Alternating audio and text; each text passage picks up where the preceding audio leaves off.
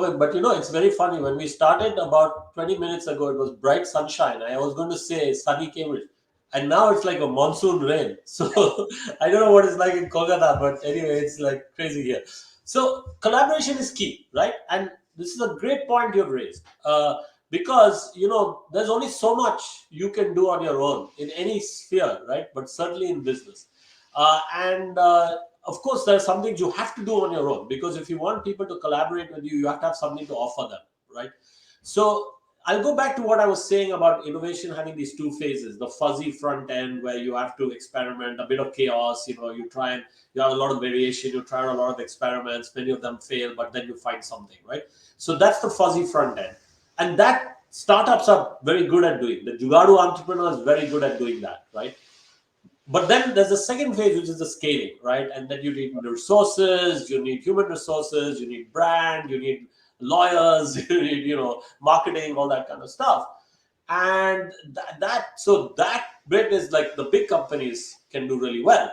So big companies do that really well, but they don't do the fuzzy front end bit well. The startups do Mm. the fuzzy front end bit, but they can't do the scale up so well. So that's a perfect opportunity then for those collaborations, for all kinds of collaborations, licensing agreements, or alliances, or acquisitions, mergers, lots of things, right?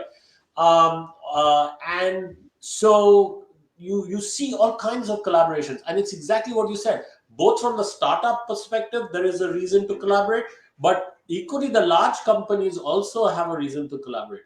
And the crucial thing for both of them is when they decide to collaborate. Because as we were saying, it's a bit like the investor question. As a startup, you don't want necessarily to have too much money too soon, but you want to have the money at the right time. So that's the same thing. That money to scale could come from investors, or it could come from a big company, and it may not be money, because it may be some other complementary asset a big company can bring. It could be their brand, it could be their sales force, it could be some other complementary technology they have or product they have. You could bundle with them. So, just on that, I have an Indian student here who in Cambridge who has a startup called foodbutt.ai. Basically, it's a piece of software that he has developed that will essentially give you targeted advice on your food preferences, and let's say your allergies. You input that into the software, and then whenever you go to a restaurant, you can scan the menu and it'll give you recommendations on what to eat. And not just in a restaurant, you can do that online as well.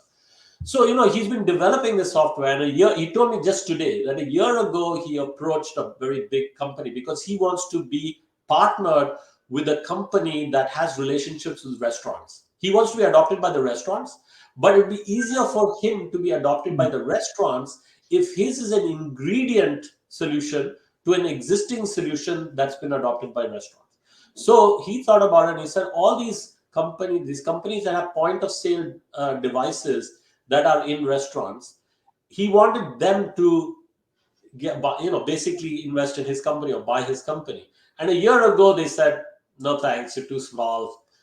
But he's been continuing to improve his product while talking to restaurants and others. And he said that when they saw his improved product yesterday, they now want to take him on board.